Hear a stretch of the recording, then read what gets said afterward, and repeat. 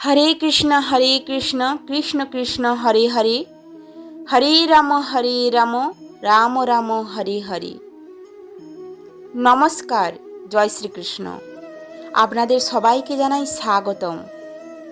আজকে আমি খুবই সুন্দর একটি বিষয় নিয়ে আলোচনা করব। আজকের ভিডিওতে কৃষ্ণ মহিমা নিয়ে আলোচনা করা হবে। দেখুন, কৃষ্ণ নামের যে মহিমা রয়েছে তা কি আর এক দু কথায় বলা যায় না। কৃষ্ণ নামের মহিমার কথা যদি বলা যায় তবে তার শেষ নেই। কৃষ্ণ নামের মহিমার কথা জানতে একবার নারদ মুনির খুব ইচ্ছে হয়েছিল। তিনি তা জানার জন্যে ব্যাকুল হয়ে গিয়েছিলেন। সে মনে মনে ভাবতে লাগলো, যেভাবেই হোক আমাকে জানতেই হবে। তাই তিনি বিষয়টা জানার জন্যে তিনি ব্রহ্মা, বিষ্ণু ও মহেশ্বরের কাছে গিয়েছিলেন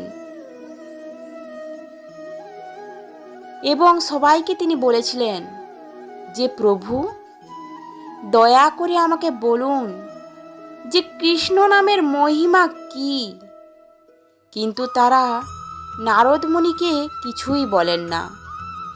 তারা বলেন, এই বিষয়টা জানতে তুমি যমরাজের কাছে যাও, সেই তোমাকে বলতে পারবে। কোনো কিছু না ভেবে নারদ মুনি যমরাজের কাছে যায়, কারণ সে তো ব্যাকুল হয়ে উঠেছে, তাকে বিষয়টা জানতেই হবে।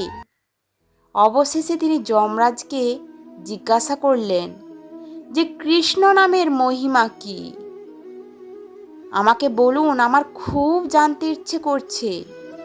তখন যমরাজা তাকে অন্য একটি জায়গায় নিয়ে যায়। সেখানে নারদ মুনি দেখে যে পাপীদের কিভাবে শাস্তি হচ্ছে। কত ভয়ঙ্কর ছিল সেই দৃশ্যটি। তা দেখে নারদ মুনি হে কৃষ্ণ, হরে কৃষ্ণ বলতে লাগলেন।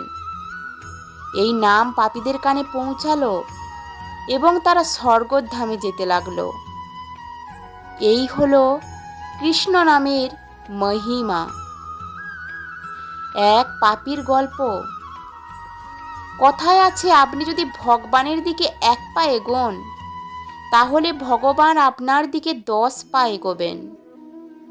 এই গল্পটি পড়লে বুঝতে পারবেন। এক পাপী ছিল, খুব তার অহংকার ছিল। আর আপনারা তো ভালোভাবেই জানেন যে প্রাণ গোবিন্দ অহংকার সহ্য করতে পারেন না।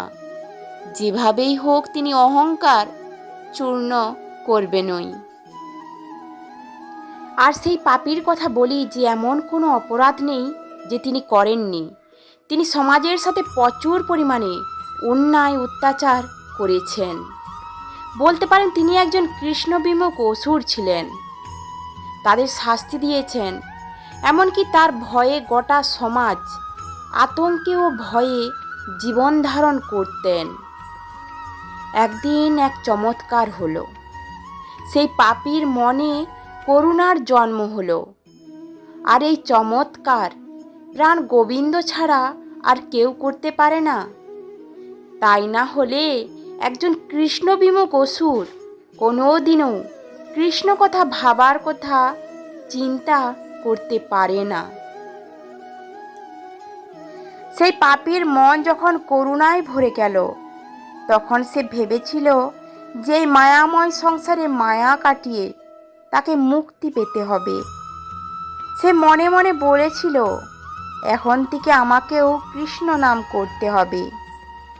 মনে মনে এই কথা ভেবে তিনি বাজারে গেলেন। তিনি বাজারে গিয়েছিলেন ফুল, তিলক, চন্দন ও মালা কিনতে। ঠিক সেই সময়ে তার পাপের জন্যে যমরাজা তাকে শাস্তি দিবেন বলে সিদ্ধান্ত নিয়েছেন।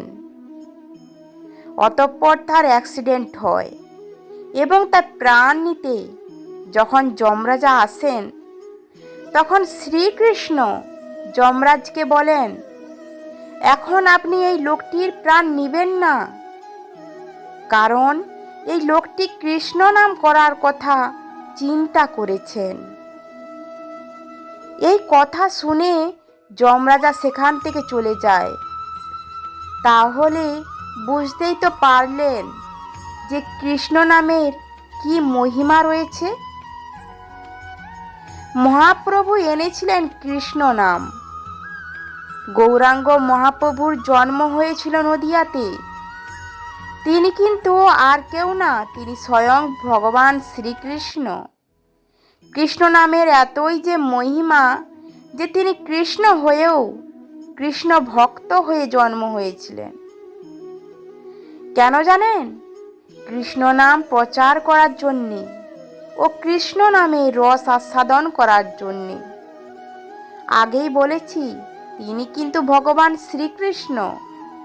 তিনিই আমাদের শিখিয়ে দিয়ে গিয়েছিলেন যে কলিযুগে কোনো পূজা পার্বণ নয়, যজ্ঞ নয়, তপস্যা নয়, শুধুমাত্র কৃষ্ণ নাম করেই সমস্ত জীবকুল উদ্ধার হয়ে যেতে পারে। তাই তিনি নিজে প্রচার করে জীবকুলকে দেখিয়ে দিয়ে গিয়েছিলেন। তাই তো কথায় আছে, একবার কৃষ্ণ নামে যে পাপ হারে, জীবের কি সাধ্য আছে সেই পাপ করে। অর্থাৎ একবার কৃষ্ণ নাম করে যে পাপ দূর হয়, জীব আর সেই পাপ করতেই পারবে না। এমনই মহিমা রয়েছে কৃষ্ণ নামের। তাই তো আমাদের কৃষ্ণ নাম করতে হবে। তাহলে চিন্তা কিসের? সব কিছু ভুলে গিয়ে সবাই মিলে কৃষ্ণ নাম করি। হরে কৃষ্ণ কৃষ্ণ কৃষ্ণ হরে হরে, হরে রাম রাম রাম হরে হরে।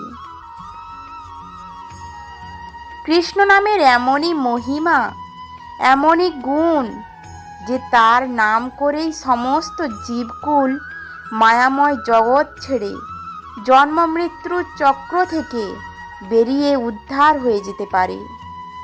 কৃষ্ণ নামে সমস্ত কিছু সতেজ হয়ে ওঠে। মনের ভিতরের অন্ধকার দূর হয়, মনের ভিতর আলোর প্রদীপ জ্বলে। শুধু তাই নয়, কৃষ্ণ নাম করে জীবকুল তাদের সমস্ত পাপ বিনাশ করে মনের ধর্মের স্থাপনা করতে পারে। আশা করি আজকের ভিডিওটি ভালো লেগেছে। ভালো লাগলে অবশ্যই লাইক এবং কমেন্ট করে জানাতে ভুলবেন না। আর এরকম নিয়মিত তথ্য পাওয়ার জন্য চ্যানেলটি সাবস্ক্রাইব করে রাখুন। ধন্যবাদ। জয় শ্রীকৃষ্ণ।